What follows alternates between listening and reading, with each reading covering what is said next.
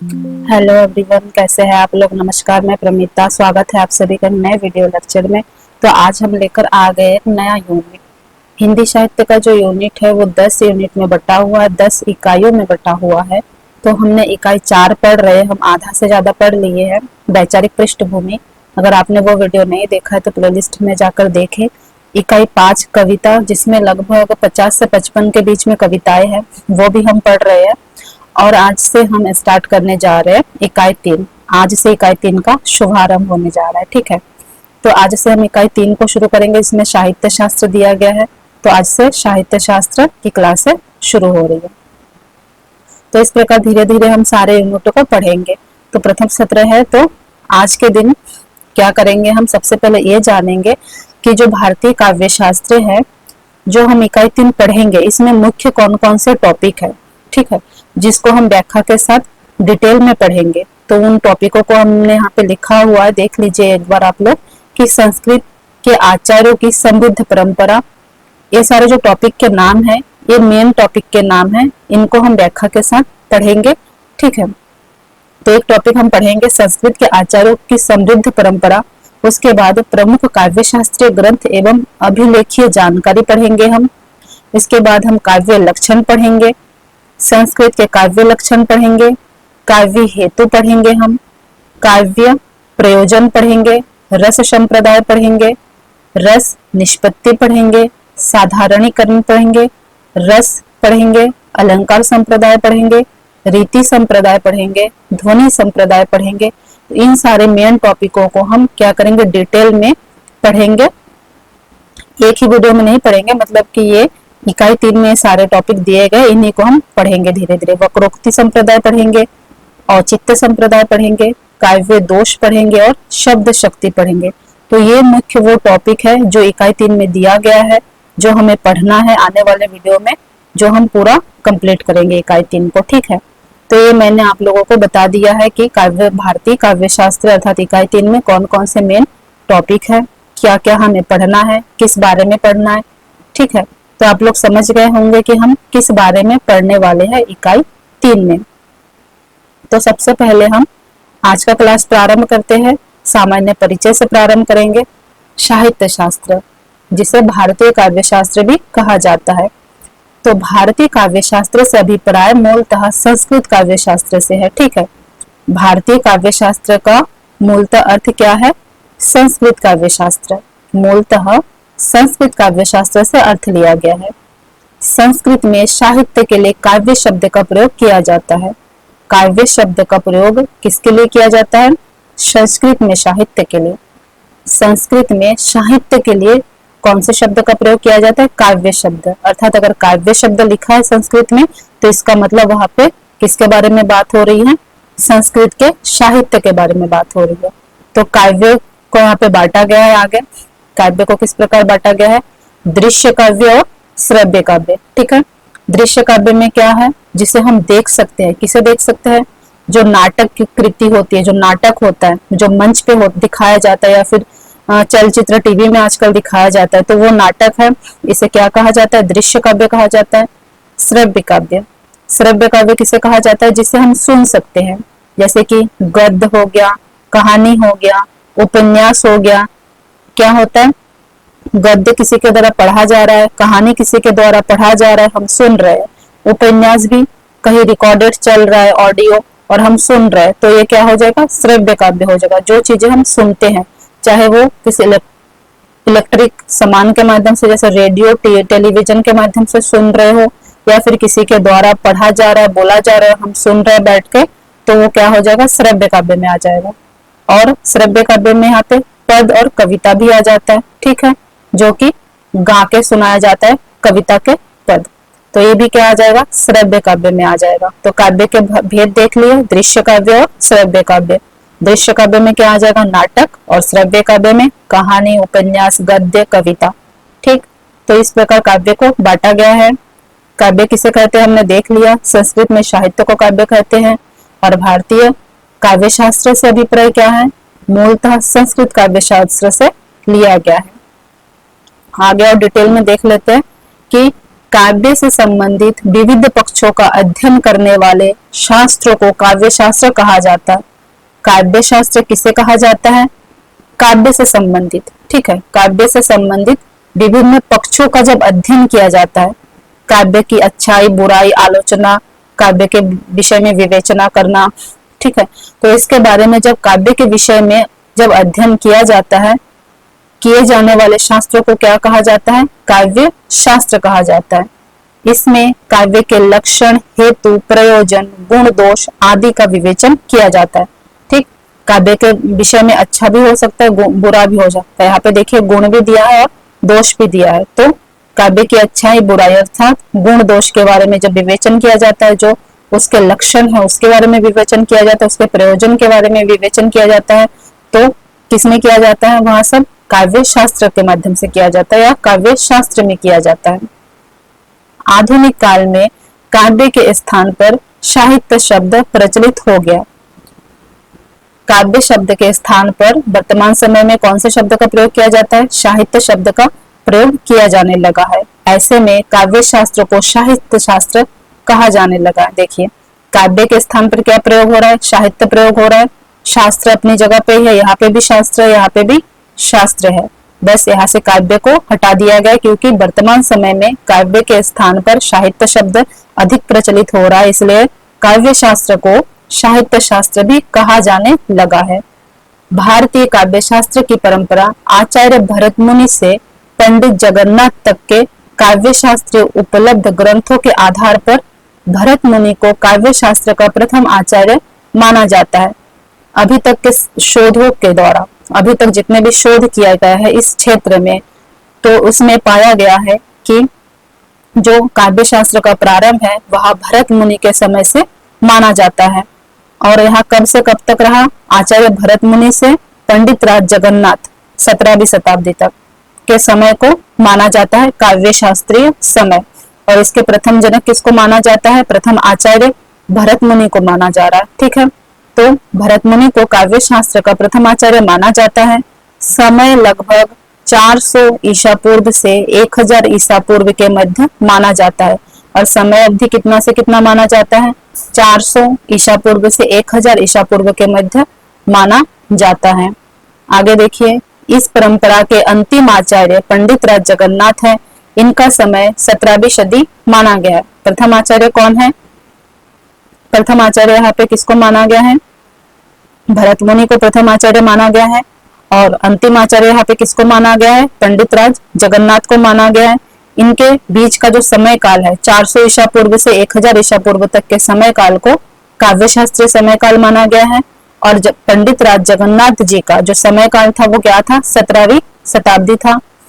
इस प्रकार लगभग 150 सहस्त्र वर्षों का यह काव्य शास्त्रीय साहित्य अपने व्यापक विषय सामग्री, अपूर्व एवं तर्क सम्मत विवेचन पद्धति और गंभीर शैली के कारण नूतन मान्यताओं को प्रस्तुत करने के बल पर भारतीय वाङ्मय में अपना विशिष्ट स्थान प्रदान करती है।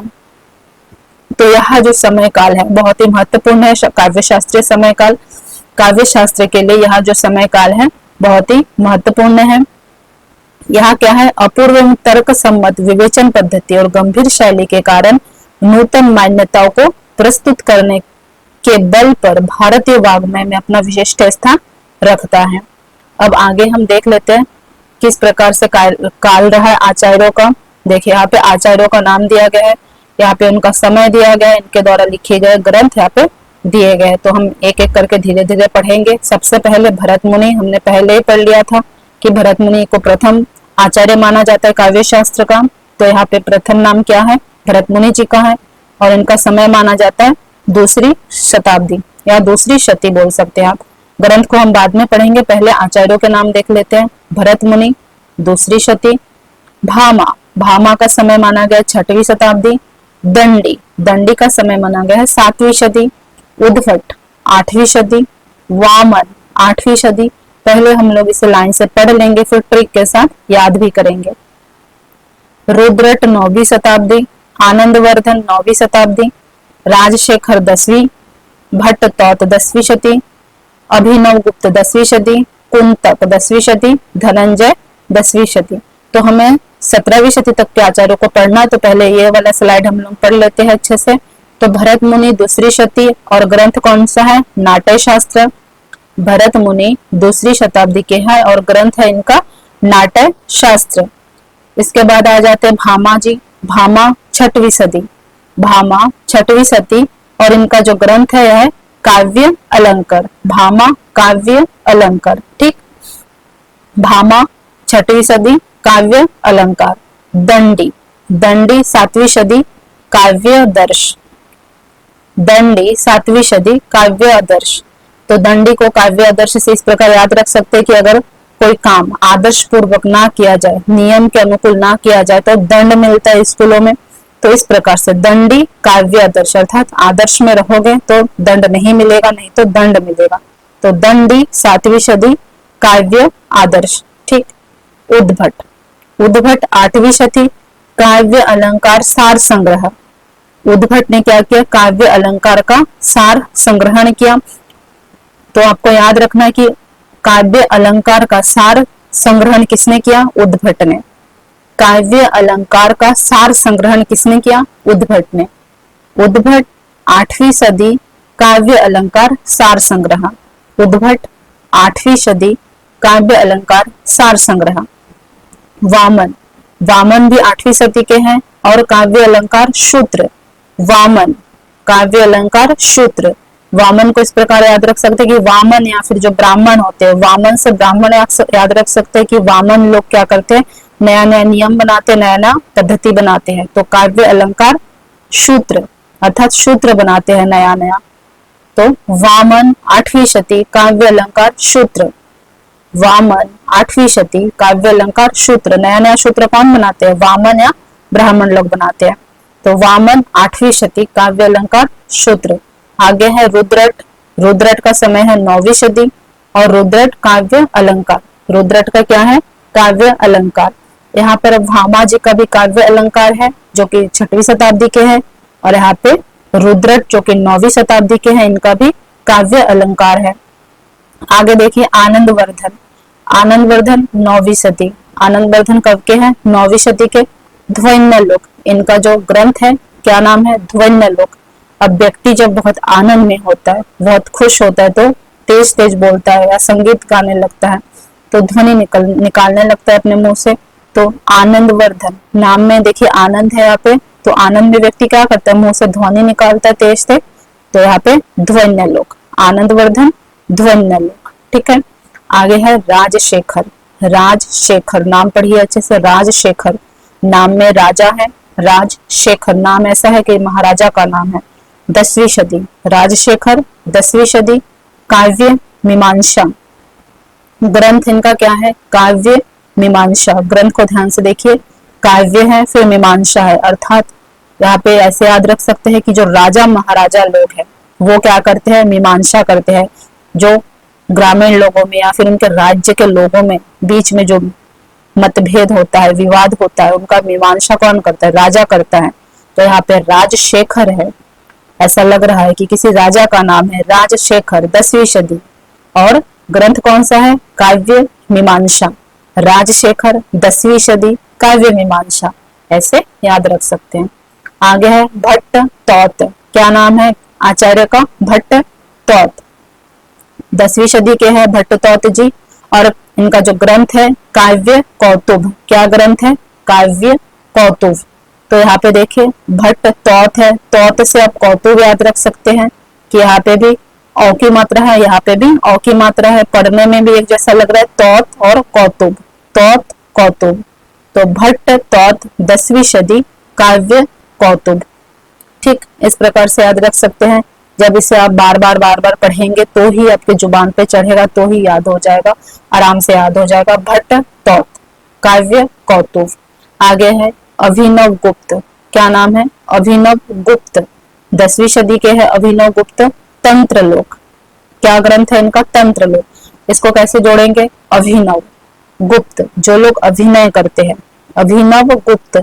नाम भी देखिए अच्छे से, अभिनव गुप्त। अभिनव का हम लोग अभिनय ले लेते हैं यहाँ पे कि जो लोग अभिनय करते हैं, ठीक है।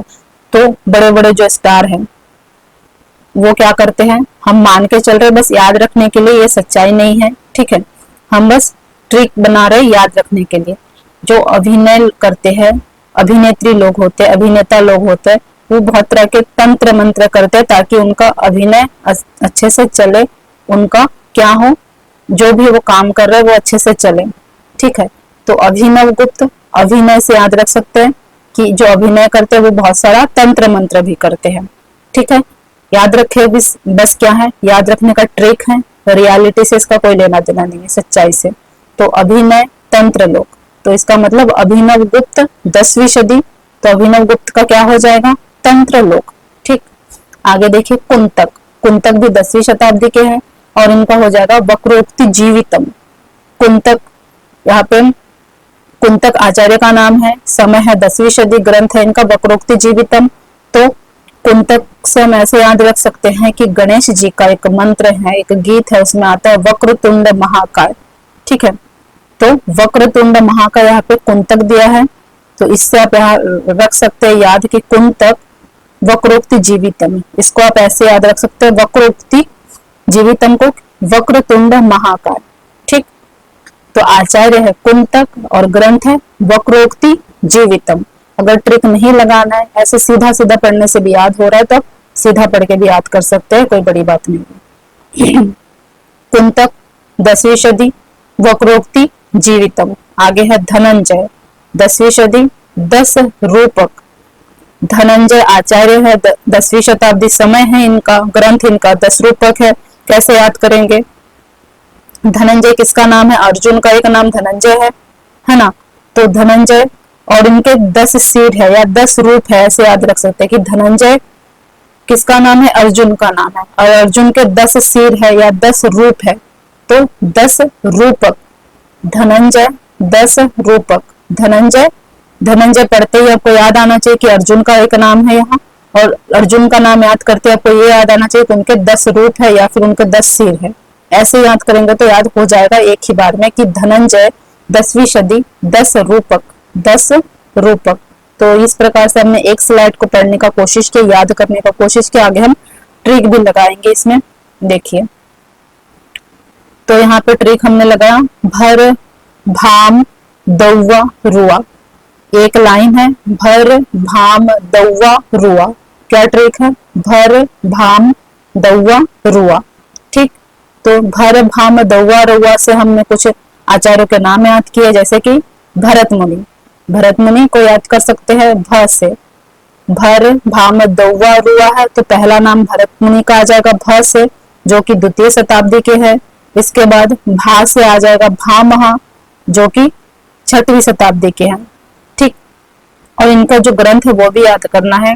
आगे है दंडी, दंडी कितने शताब्दी के हैं, 7वीं शताब्दी के हैं, 10 से आ जाएगा दंडी। भर भाम, भर से भरत मुनि, भाम से भामहा, 10 से दंडी, दंडी 7वीं शताब्दी के। उ से उद्भट, उ से क्या आ जाएगा, उद्भट, उद्भट कितने शताब्दी के हैं, 7वीं शताब्दी के, 8वीं शताब्दी के उद्भट। इसके बाद है उद्भट, उ से हो गया दौवा, वा से क्या आएगा, वामन, वा से क्या आएगा, वामन भी 8वीं शताब्दी के हैं। काव्यालंकार सूत्र है इनका। दौवा, दौवा में 3 आचार्यों के नाम पढ़ लिए। अब रुआ, भर भाम दौवा रुआ, रुआ में 2 आचार्य है, रू में है रुद्रट, ठीक, रू में है रुद्रट। रुद्रट का समय काल देख लेते हैं, रुद्रट का 9वीं शताब्दी है, और यहाँ पे आम में है आनंद वर्धन, ठीक। तो इस प्रकार से हमें याद रखना है, आचार्यों के नाम याद रखना है, उनका समय याद रखना है, उनका ग्रंथ भी याद रखना है। पहले आचार्यों का नाम याद हो जाए, फिर आगे उनका समय और ग्रंथ याद रखना है। भरत मुनि 2वीं शताब्दी, भामा 6वीं शताब्दी, दंडी 7वीं शताब्दी, उद्भट 8वीं शताब्दी, वामन 8वीं शताब्दी, रुद्रट 9वीं शताब्दी, आनंद वर्धन 9वीं शताब्दी, ठीक है। तो 9वीं शताब्दी तक के आचार्यों को हमने इस प्रकार एक ट्रिक से पढ़ लिया है, भर भाम दौवा रुआ। तो यहाँ पे देखिए दौवा रुआ, भर भाम दौवा रुआ, भरत मुनि, भामा, दंडी, उद्भट, वामन, रुद्रट, आनंद वर्धन, इनके ग्रंथों को भी याद करना है। भरत मुनि नाट्य शास्त्र, भामा काव्य अलंकार, दंडी काव्य आदर्श, उद्भट काव्य अलंकार शार संग्रह, उद्भट काव्य अलंकार शार संग्रह, वामन काव्य अलंकार सूत्र, रुद्रट काव्य अलंकार, आनंदवर्धन ध्वन्यलोक। बार बार इसलिए बोल रही हूँ ताकि आप लोगों को एक ही बार में याद हो जाए सुन के। तो हमने आनंदवर्धन तक पढ़ लिया। अब आगे है राजशेखर, भट्टथॉट, अभिनव गुप्त, कुंतक और धनंजय। तो इनको याद करना है क्योंकि ये सारे 10वीं शताब्दी के, इनको एक ही ट्रिक से याद करेंगे। राजशेखर के यहाँ भट्टतौत अभिनय करने आए, कुंतक ने उन्हें धन दिया। यह ट्रिक है। राजशेखर के यहाँ भट्टतौत अभिनय करने आए, कुंतक ने उन्हें धन दिया। ठीक है, तो राजशेखर के यहाँ, राजशेखर पूरा पूरा नाम लिखा है, मतलब राजशेखर आ जाएंगे 10वीं शताब्दी के। राजशेखर के यहाँ भट्टतौत अभिनय करने आए। कौन आया अभिनय करने? भट्टतौत। ये भी 10वीं शताब्दी के हैं। और कुंतक ने उन्हें धन दिया। भट्टतौत अभिनय, अभिनय से अभिनव गुप्त भी याद करना है आपको। देखिए, भट्टतौत राजशेखर के यहाँ भट्टतौत अभिनय करने आए, कुंतक ने उन्हें धन दिया। तो राजशेखर मतलब राजशेखर, भट्टतौत भट्टतौत, अभिनय को आपको अभिनव गुप्त से याद रखना है। अभिनय करने आए तो अभिनव गुप्त, और कुंतक ने धन दिया, नाम लिखा ही है कुंतक। धन दिया, धन का मतलब हो जाएगा यहाँ पे धनंजय। धन का क्या मतलब हो जाएगा? धनंजय। राजशेखर के यहाँ भट्टतौत अभिनय करने आए, कुंतक ने उन्हें धन दिया। राजशेखर, भट्टतौत, अभिनव गुप्त, कुंतक और धनंजय। अब ये सारे 10वीं शताब्दी के आचार्य हैं और इनका ग्रंथ और एक बार देख लेते हैं। राजशेखर काव्य मीमांसा 10वीं शताब्दी, भट्टतौत भट्टतौत, इनका कलर चेंज कर लेते हैं। भट्टतौत भट्टतौत का क्या हो जाएगा? काव्य कौतुक। भट्टतौत का क्या हो जाएगा? काव्य कौतुक। अभिनव गुप्त, अभिनव गुप्त का हो जाएगा तंत्रलोक। अभिनय से तंत्रलोक याद किया था हमने। कुंतक वक्रोक्ति जीवितम बोला था हमने। कुंतक वक्रोक्ति जीवितम। धनंजय, धनंजय से 10 रूपक। धनंजय ग्रंथ क्या है? 10 रूपक। ठीक, तो इस प्रकार हमने ट्रिक के साथ इस स्लाइड को अच्छे से याद कर लिया। मुझे उम्मीद है कि आप लोगों ने अच्छे से समझ लिया होगा। अगर नहीं समझ में आया तो वीडियो को एक बार फिर से रिवाइज करके देख लेना। हमने 10वीं शताब्दी के आचार्यों को पढ़ लिया है। दूसरी शताब्दी से लेकर 10वीं शताब्दी तक के आचार्यों को पढ़ लिया है। हमें 17वीं शताब्दी तक के आचार्यों को पढ़ना है। तो हम 11वीं शताब्दी के आचार्यों को देख लेते हैं। यहाँ पे महिम भट्ट, महिम भट्ट क्या हो जाएगा? 11वीं शताब्दी के हैं। महिम भट्ट 11वीं शताब्दी के हैं। शताब्दी बाद में देखेंगे, पहले आचार्यों को देख लेते हैं। महिम भट्ट, भोजराज, क्षेमेंद्र, मम्मट। ठीक है, तो महिम भट्ट 11वीं शताब्दी के हैं। भोजराज, भोजराज भी 11वीं शताब्दी के हैं। नाम ध्यान से देखिए, नाम किस प्रकार है? महिम भट्ट, महिम भट्ट 11वीं शताब्दी। भोजराज, भोज राज 11वीं शताब्दी। क्षेमेंद्र, क्षेमेंद्र 11वीं शताब्दी के आचार्य है। मम्मट, मम्मट भी 11वीं शताब्दी के आचार्य है। महिम भट्ट, भोजराज, क्षेमेंद्र, मम्मट। आगे देखिए, रुयक, रुयक भी 12वीं शताब्दी के आचार्य है। शोभाकर मित्र, शोभाकर मित्र 12वीं शताब्दी के आचार्य है। बागभट्ट प्रथम, बागभट्ट प्रथम 12वीं शताब्दी के आचार्य है। हेमचंद्र, हेमचंद्र 12वीं शताब्दी के आचार्य है। रामचंद्र गुणचंद्र, रामचंद्र गुणचंद्र नाम से ऐसा लग रहा है कि दो भाइयों के नाम है। रामचंद्र गुणचंद्र 12वीं शताब्दी के आचार्य है। तो इस वाले स्लाइड में 11वीं शताब्दी और 12वीं शताब्दी के आचार्यों के नाम लिखा है हमने। तो फिर से देख लेते हैं। महिम भट्ट 11वीं शताब्दी, भोजराज 11वीं शताब्दी, क्षेमेंद्र 11वीं शताब्दी, मम्मट 11वीं शताब्दी। फिर 12वीं शताब्दी रुयक से स्टार्ट हो रहा है। रुयक 12वीं शताब्दी। शोभाकर मित्र, शोभाकर मित्र 12वीं शताब्दी। बागभट्ट प्रथम 12वीं शताब्दी। हेमचंद्र, हेमचंद्र 12वीं शताब्दी। रामचंद्र गुणचंद्र, रामचंद्र गुणचंद्र 12वीं शताब्दी। ग्रंथ देख लेते हैं इनका। महिम भट्ट 11वीं शताब्दी के है। व्यक्ति विवेक इनका ग्रंथ है। महिम भट्ट व्यक्ति विवेक। अब जो व्यक्ति महामहिम जिनके नाम के आगे जोड़ा जाता है, जो बहुत बड़े पद में होते हैं, तो वो वैसे व्यक्ति कैसे होते, विवेकी होते हैं।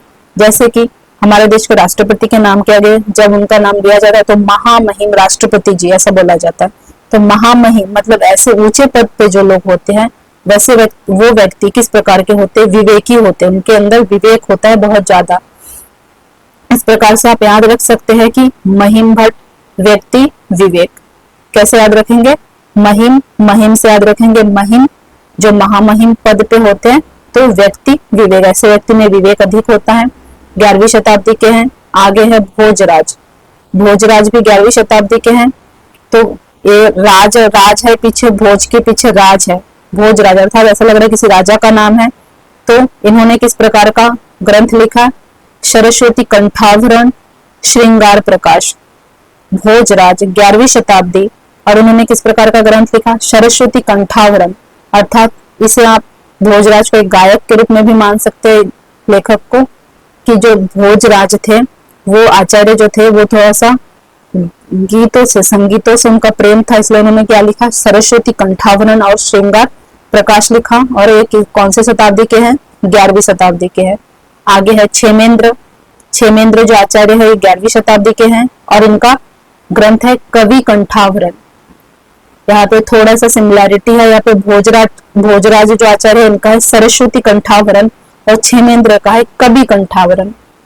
तो भोजराज यहाँ पे राजा है, तो यहाँ पे इससे याद रख सकते कि वो राजा है, इसलिए उन्होंने सरस्वती कंठाभरण लिखा और श्रृंगार प्रकाश लिखा। क्षेमेंद्र कवि है, इसलिए उन्होंने कवि कंठाभरण लिखा। ठीक है, क्षेमेंद्र 11वीं सदी, कवि कंठाभरण। आगे है मम्मट। मम्मट 11वीं शताब्दी के हैं, इन्होंने काव्य प्रकाश लिखा, अर्थात मम्मट आचार्य ने काव्य पर प्रकाश डाला। ऐसे भी याद रख सकते हैं कि मम्मट आचार्य ने काव्य पर प्रकाश डाला, और किसने नहीं डाला, किसने डाला, मम्मट आचार्य ने। तो मम्मट 11वीं शताब्दी, काव्य प्रकाश, ग्रंथ कौन सा, काव्य प्रकाश। ऊपर एक बार फिर से देख लेते हैं, महिम भट्ट व्यक्ति विवेक, भोजराज 11वीं शताब्दी, सरस्वती कंठाभरण श्रृंगार प्रकाश, क्षेमेंद्र कवि कंठाभरण। ठीक, क्षेमेंद्र का क्या बोला था, कवि थे तो कवि कंठाभरण। मम्मट ने किस पे प्रकाश डाला, काव्य पे प्रकाश डाला, मम्मट काव्य प्रकाश। तो ये 11वीं शताब्दी तक के आचार्यों को हमने पढ़ लिया। 12वीं शताब्दी में आते हैं कि रुयक 12वीं शताब्दी आचार्य है, और इनका जो ग्रंथ है अलंकार सर्वस्व। क्या है, अलंकार सर्वस्व। रुयक के लिए अलंकार ही सब कुछ है। जो रुयक आचार्य है इनके लिए सब कुछ क्या है, अलंकार है। तो रुयक अलंकार सर्वस्व, इनका ग्रंथ कौन सा है, अलंकार सर्वस्व। रुयक 12वीं शताब्दी, अलंकार सर्वस्व। शोभाकर मित्र 12वीं सदी के हैं, अलंकार रत्नाकर। तो शोभाकर मित्र, जो शोभाकर मित्र नाम में ही शोभा है, अर्थात ये क्या है, कैसे व्यक्ति है जो शोभा बहुत पसंद करते हैं, सजी सजाई चीज बहुत पसंद करते हैं। तो इनके लिए अलंकार क्या है, रत्न के बराबर है। जो शोभाकार मित्र आचार्य है इनके लिए अलंकार रत्न के बराबर है। इस प्रकार से ग्रंथ का नाम याद रख सकते हैं कि शोभा, नाम में ही शोभा है, अर्थात ये सजी सजाई चीज ज्यादा पसंद करते हैं, बिखराव इन्हें पसंद नहीं है आचार्य को। तो शोभाकार मित्र अर्थात अलंकार रत्नाकर, अलंकार को ये रत्न के रूप में मानते हैं आचार्य। तो शोभाकार मित्र 12वीं सदी, अलंकार रत्नाकर। आगे है बागभट्ट प्रथम, 12वीं सदी के आचार्य हैं। बागभट्ट कितने शताब्दी के हैं, 12वीं शताब्दी के हैं, और इनका जो ग्रंथ है बागभट्ट अलंकार है, नाम से ही समझ में आ रहा है। आगे है हेमचंद्र।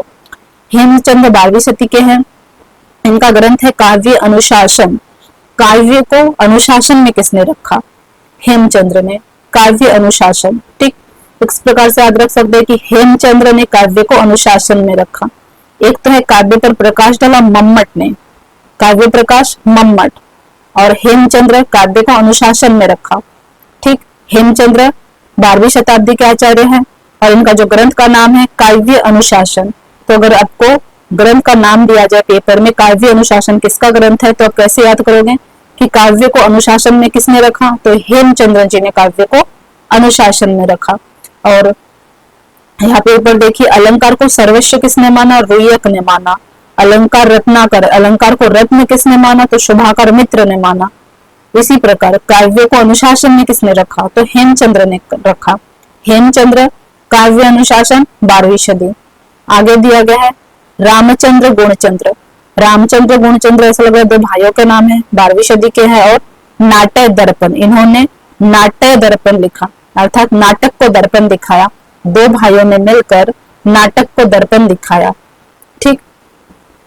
अर्थात नाटक के अंदर जो अच्छाई है, जो बुराई है, उसे सबके सामने रखा इन दोनों भाइयों ने मिलकर। इस प्रकार से भी आप ट्रिक लगा के याद कर सकते हैं कि रामचंद्र गुणचंद्र ही दो भाई है जिन्होंने नाट्य दर्पण लिखा या फिर नाटक को दर्पण दिखा दिया। तो रामचंद्र गुणचंद्र 12वीं सदी, नाट्य दर्पण। तो हम ये जो 11वीं शताब्दी के आचार्य हैं इनको हम ट्रिक के साथ यहाँ पे पढ़ेंगे कि मही भोज छेन, इसको याद करने का क्या ट्रिक है 11वीं शताब्दी के आचार्यों को, मही भोज छेन। क्या ट्रिक है, मही भोज छेन, महिम भट्ट, भोजराज, क्षेमेंद्र, मम्मट। म से मही भट्ट, म से महिम भट्ट, भोज से भोजराज, छे से क्षेमेंद्र, म से मम्मट। ठीक हो गया। मही से महिम भट्ट, भोज से भोजराज, छे से क्षेमेंद्र, म से मम्मट। तो ये सारे 11वीं शताब्दी के आचार्य हैं। मही भोज छेम, मही भोज छेम, इसमें सभी 11वीं शताब्दी के आचार्यों का नाम आ गया है। मही भोज छेम, मही से महिम भट्ट 11वीं सदी, भोज से भोजराज 11वीं सदी, छे से क्षेमेंद्र 11वीं सदी, म से मम्मट 11वीं सदी के हैं। इसी प्रकार आपको आगे ये भी याद रखना है कि रुयक 12वीं सदी, भोजराज, इसका कोई ट्रिक नहीं बना है, आपको ऐसे ही याद रखना है कि रुयक 12वीं सदी, शोभाकर मित्र 12वीं सदी, बाघभट्ट प्रथम 12वीं सदी, हेमचंद्र 12वीं सदी, रामचंद्र गुणचंद्र 12वीं सदी। और आपसे कोई ट्रिक बनता है तो आप बना के जरूर पढ़े और कमेंट में कमेंट कर दे ताकि बाकी बच्चों को भी इससे सहायता मिल जाए। आगे हम 13वीं शताब्दी के आचार्य को देखेंगे। तो 13वीं शताब्दी के आचार्य हैं शारदा तनय। शारदा तनय, जयदेव, ये दोनों क्या है 13वीं शती के आचार्य है, शारदा तनय और जयदेव। हमने ऊपर 12वीं शती तक पढ़ लिया था, इसमें रामचंद्र गुणचंद्र 12वीं शती, उसके बाद है शारदा तनय 13वीं सदी और जयदेव 13वीं सदी। ठीक, इसके बाद है विश्वनाथ 14वीं सदी के हैं, विद्याधर 14वीं सदी के हैं, विद्यानाथ, विद्याधर और विद्यानाथ दोनों 14वीं सदी के हैं, भानुदत्त, भानुदत्त भी 14वीं सदी के हैं। देखिए यहाँ पे सब वी है। विश्वनाथ 14वीं सदी, विद्याधर 14वीं सदी, विद्यानाथ 14वीं सदी, भानुदत्त 14वीं सदी। आगे देखिए रूप गोस्वामी, रूप गोस्वामी 16वीं सदी के आचार्य हैं। शेखर केशव मिश्र, तो ये मिश्रा जी भी 16वीं सदी के हैं। अयप्पा दीक्षित, अयप्पा दीक्षित 16वीं सदी के हैं। पंडित राज जगन्नाथ, पंडित राज जगन्नाथ 17वीं शताब्दी के हैं। ठीक, तो हमने पंडित राज जगन्नाथ ऊपर पढ़े थे कि 17वीं शताब्दी के आचार्यों का काव्य जो काव्य शास्त्र है उसमें लिया गया विवरण, लेकिन यहाँ पे 18वीं शताब्दी के आचार्य का नाम भी दिया गया है। विश्वेश्वर पंडित 18वीं शताब्दी के हैं। अलंकार कौतुक का अलंकार है, सॉरी ग्रंथ है। तो इसी प्रकार बाकी आचार्यों का भी देख लेते हैं हम कि शारदा तनय, शारदा नाम किस प्रकार है, माता सरस्वती का नाम है शारदा, तो शारदा तनय यानी शारदा का पुत्र ऐसा भी वो बोल सकते हैं। शारदा तनय 13वीं सदी, तनय से 13वीं सदी याद रख सकते हैं, तनय 13वीं सदी, शारदा तनय 13वीं सदी। और उनका ग्रंथ कौन सा है, भाव प्रकाश, क्या है, भाव प्रकाशन। तो जब हम माता शारदा का, माता सरस्वती की वंदना करते हैं हाथ जोड़कर आंख बंद करके, तो भाव विभोर हो जाते हैं, भाव में चले जाते हैं, बड़े मन से बड़े भाव से उनकी प्रार्थना करते हैं। तो इसी प्रकार शारदा तनय नाम से आप ग्रंथ याद रख सकते हैं, भाव प्रकाशन, अर्थात माता के आगे हम अपनी जो मन की इच्छा है, जो भावना है वो प्रकट करते हैं। तो शारदा तनय भाव प्रकाशन। ठीक, आचार्य कौन है, शारदा तनय, ग्रंथ है भाव प्रकाशन और समय 13वीं सदी। याद रख सकते हैं, आसान है, बिल्कुल याद रख सकते हैं। आगे है जयदेव, जयदेव भी 13वीं शताब्दी के है। चंद्रलोक, जयदेव कहा जाता है, चंद्रलोक चला जाता है। ठीक है, कहाँ चला जाता है? चंद्रलोक में चला जाता है। जयदेव ने कहाँ का भ्रमण किया? चंद्रलोक में। ऐसे याद रख सकते हैं कि जयदेव चंद्रलोक चले गए, तो जयदेव 13वीं शताब्दी चंद्रालोक। ठीक, जयदेव 13वीं शताब्दी चंद्रालोक। विश्वनाथ, विश्वनाथ 14वीं शताब्दी। विश्वनाथ किसका नाम है? शिव जी का एक नाम विश्वनाथ है, तो विश्वनाथ 14वीं शताब्दी। साहित्य दर्पण, इन्होंने साहित्य को क्या किया? दर्पण दिखाया। आगे हमने पढ़ा था, दो भाइयों का पढ़ा था, गुणचंद्र, इन्होंने नाटक को दर्पण दिखाया। रामचंद्र गुणचंद्र ने किसको दर्पण दिखाया? नाटक को। ठीक है, थोड़ा सा अंतर है दोनों में कि रामचंद्र और गुणचंद्र ने नाटक को दर्पण दिखाया। यहाँ पे विश्वनाथ जो है ये 14वीं शताब्दी के हैं और इन्होंने साहित्य को दर्पण दिखाया। विश्वनाथ 14वीं शताब्दी के हैं, साहित्य को दर्पण दिखाया, अर्थात विश्वनाथ आचार्य 14वीं शताब्दी, ग्रंथ है इनका साहित्य दर्पण। ठीक, आगे है विद्याधर। विद्याधर 14वीं शताब्दी के हैं, ग्रंथ है इनका एकावली। अगर आप विद्या धारण करना चाहते हैं, अगर आप बहुत सारा ज्ञान अर्जन करना चाहते हैं, तो अकेले बैठ के पढ़ाई करेंगे कि 100 लोगों के बीच में पढ़ाई करेंगे? अकेले बैठ के पढ़ाई करेंगे। तो विद्या को धारण करने के लिए इस प्रकार से याद रख सकते हैं कि विद्या को धारण करने के लिए विद्याधर, जो व्यक्ति विद्या को धारण करता है वह हमेशा अकेले रहता है, एकांत में रहता है, एकावली। विद्याधर एकावली, विद्या धरना है तो एकावली में जाओ, एकांत में जाओ। विद्याधर एकावली 14वीं शताब्दी। ठीक, विश्वनाथ 14वीं शताब्दी। साहित्य दर्पण, साहित्य को दर्पण दिखाया किसने? विश्वनाथ ने, 14वीं शताब्दी के हैं। आगे हैं विद्याधर, विद्या को धारण करना है तो क्या करो? एकावली, एकांत में जाओ। विद्याधर एकावली, विद्याधर आचार्य हैं, ग्रंथ कौन सा है उनका? एकावली। कौन सा ग्रंथ? एकावली। समय 14वीं सदी। विद्याधर 14वीं सदी, एकावली। आगे है विद्यानाथ। विद्यानाथ 14वीं शती के हैं, प्रताप रुद्र यशोभूषण, इनका ज्यादा नहीं पूछा जाता, फिर भी एक बार पढ़ लेना। विद्यानाथ 14वीं शती, प्रताप रुद्र यशोभूषण। प्रताप रुद्र यशोभूषण, विद्यानाथ 14वीं शताब्दी। आगे है भानुदत्त।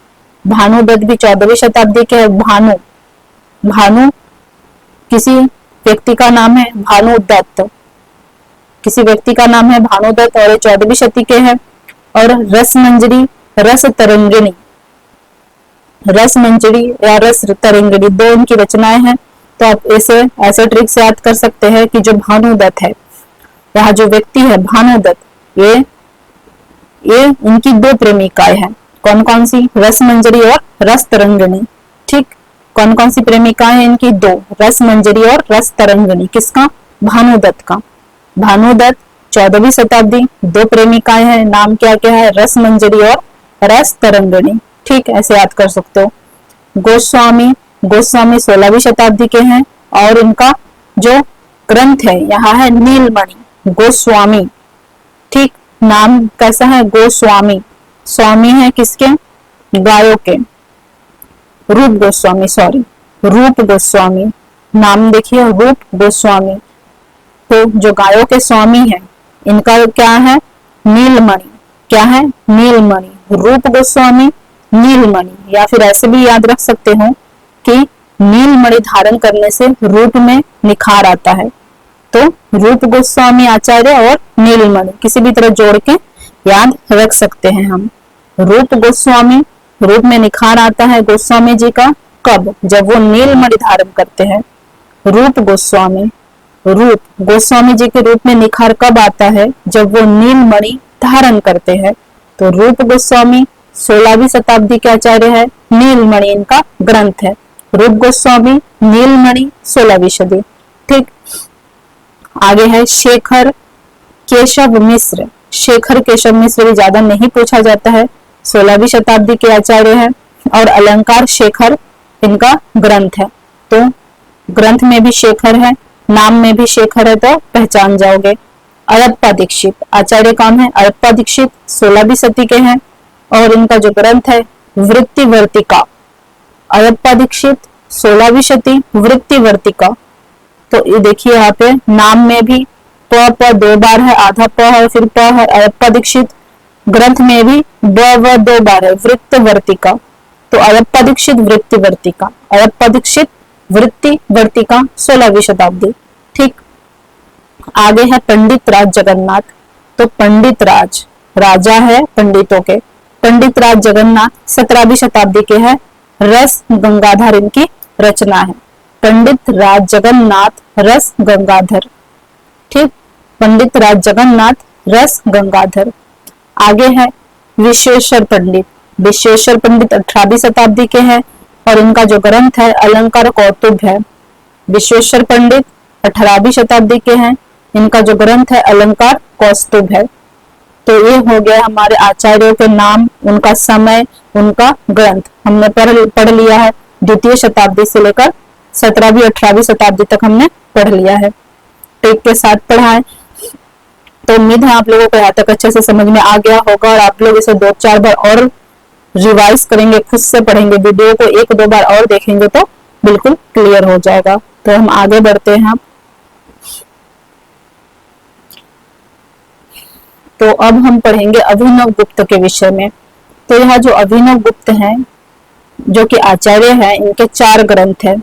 ठीक है, इन्होंने 4 ग्रंथों की रचना की है। इसमें 3 टीका के रूप में रचित है। टीका किसे कहा जाता है? इसमें 3 टीका के रूप में रचित है। तो टीका किसे कहा जाता है? जो रचनाएं किसी व्यक्ति के द्वारा रची गई है, उसी रचना के ऊपर जब किसी दूसरे व्यक्ति के द्वारा रचना रची जाती है तो उसे टीका कहा जाता है। जैसे मुख्य रचना यहाँ पे कौन सा है? नाट्य दर्शन, नाट्य शास्त्र है भरत मुनि जी का। ये भरत मुनि जी द्वारा रचित ग्रंथ है नाट्य शास्त्र। द्वितीय शताब्दी के आचार्य है, पहले पढ़ा है हमने इनके बारे में। ये इनके द्वारा रचित मूल ग्रंथ है। इस नाट्य शास्त्र ग्रंथ पर टीका लिखा अभिनव गुप्त ने, अर्थात इसी ग्रंथ के ऊपर, इसी ग्रंथ के विषय में, इसी ग्रंथ को पढ़ के इस ग्रंथ के ऊपर जो कुछ लिखा है अभिनव गुप्त ने, तो उसे क्या कहा जाएगा? टीका। अभिनव भारती नाम से लिखा है। क्या नाम से लिखा है इन्होंने? अभिनव भारती नाम से टीका लिखा है। किस ग्रंथ पर? नाट्य शास्त्र ग्रंथ पर। और यह नाट्य शास्त्र ग्रंथ किसका है? भरत मुनि का है। तो इसी प्रकार और एक आचार्य है आनंद वर्धन। आनंद वर्धन जी का जो ग्रंथ है, जो रचना है, मूल ग्रंथ है ध्वन्यालोक है। हम पढ़े हैं, इसके पहले पढ़े हमने कि आनंद वर्धन का ग्रंथ है ध्वन्यालोक। इसी ध्वन्यालोक ग्रंथ के ऊपर, इस ध्वन्यालोक ग्रंथ को पढ़कर इसके ऊपर जो इन्होंने अपने मन से जो लिखा है, आलोचनात्मक रूप से अच्छा या बुराई जो भी लिखा है, तो एक ग्रंथ लिख दिया इन्होंने अभिनव गुप्त जी ने, जिसका नाम दिया ध्वनिलोक लोचन। क्या नाम दिया? ध्वनिलोक लोचन। तो अगर प्रश्न पूछा जाए ध्वनिलोक लोचन किसकी रचना है, तो अभिनव गुप्त की है। अगर पूछा जाए ध्वन्यालोक किसकी रचना है, तो आनंद वर्धन की रचना है। अगर पूछा जाए अभिनव भारती किसकी रचना है, तो अभिनव गुप्त का है। इसी प्रकार काव्य कौतुक, काव्य कौतुक भट्टतोत का आचार्य, भट्टतोत आचार्य है, इनकी जो रचना है काव्य कौतुक है। भट्टतोत आचार्य की रचना क्या है? काव्य कौतुक है, मूल रचना है। इस मूल रचना के ऊपर जो टीका लिखा है अभिनव गुप्त ने, उसका क्या नाम दिया? काव्य कौतुक विवरण। क्या नाम दिया? काव्य कौतुक विवरण। मूल रचना को पढ़कर उसके विषय में एक और रचना रच डाला अभिनव गुप्त ने, जिसका नाम दिया काव्य कौतुक विवरण। अगर पूछा जाए कि काव्य कौतुक विवरण किसका है, तो अभिनव गुप्त जी की रचना है। अगर पूछा जाए काव्य कौतुक किसकी रचना है, तो काव्य कौतुक भट्टतोत की रचना है। ठीक है, तो इस प्रकार 3 टीकाएं हैं जो अभिनव गुप्त ने लिखा है और एक मूल रचना है जो उन्होंने स्वयं लिखा है। एक अन्य ग्रंथ रत्न एवं तंत्र शास्त्र का उत्कृष्ट दार्शनिक ग्रंथ तंत्रालोक। तो जो एक तंत्रालोक है, ये जो रचना है इन्होंने स्वयं रचा है अभिनव गुप्त ने। तो अभिनव गुप्त जी की रचना कौन सी है? तंत्रालोक। और उन जो टीकाएं हैं वो इस प्रकार है अभिनव भारती, ध्वन्यालोक लोचन, काव्य कौतुक विवरण। तो इस प्रकार से हम अभिनव गुप्त को पढ़ लिए हैं। अब हम आगे बढ़ते हैं। अब पढ़ेंगे क्षेमेंद्र को। जो क्षेमेंद्र आचार्य है उनको पढ़ेंगे। क्षेमेंद्र के ग्रंथ निम्नलिखित है। तो क्षेमेंद्र आचार्य के जो ग्रंथ है वो देख लेते हैं। क्षेमेंद्र का कवि कंठाभरण, ये तो हमने पढ़ लिया था। फिर है औचित्य विचार चर्चा, ये भी क्षेमेंद्र की रचना है। शुभवृत्ति लक, यह भी क्षेमेंद्र की रचना है।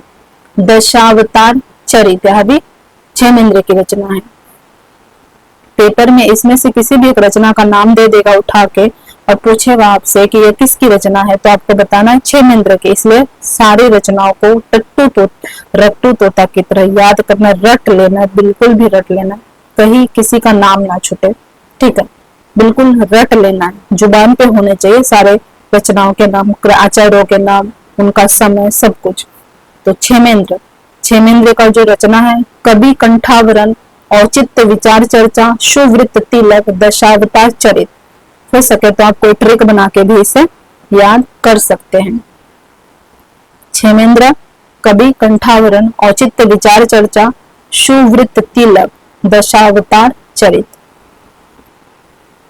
आगे देख लेते हैं अयप्पा दीक्षित के ग्रंथ।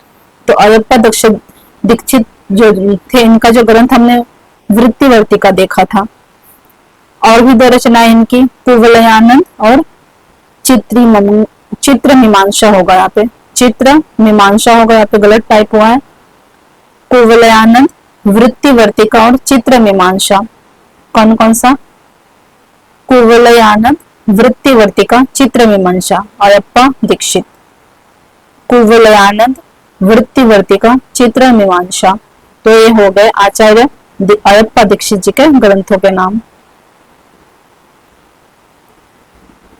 प्रमुख काव्य शास्त्रीय ग्रंथ एवं अभिलेखीय जानकारी। तो जो काव्य शास्त्रीय ग्रंथ है उनके विषय में थोड़ा सा जानकारी हम यहाँ पे ले लेंगे। यहाँ पे देखिए नाट्य शास्त्र है। नाट्य शास्त्र किसकी रचना है? भरत मुनि की रचना है। भरत मुनि किस समय के आचार्य है? द्वितीय शताब्दी के आचार्य हैं। तो देख लेते हैं यहाँ पे नाट्य शास्त्र, हमें पता चल गया भरत मुनि की रचना। तो भरत मुनि ने स्वयं नाट्य शास्त्र को पंचम वेद कहा है।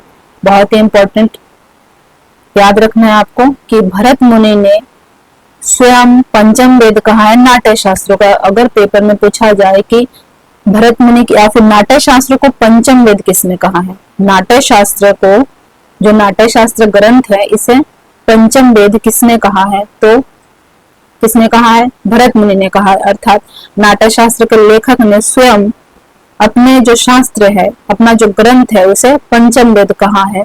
इसमें 36 अध्याय तथा लगभग 5000 श्लोक है। ये भी महत्वपूर्ण है कि नाट्य शास्त्र में कितने अध्याय और कितने श्लोक है। तो 36 अध्याय और लगभग 5000 श्लोक है। काव्य का विवेचन वाचिक अभिनय के प्रसंग में किया गया है। इसके बाद है काव्य अलंकार। तो काव्य अलंकार में 6 परिच्छेदों में व्याप्त ग्रंथ है, रचयिता भामा है।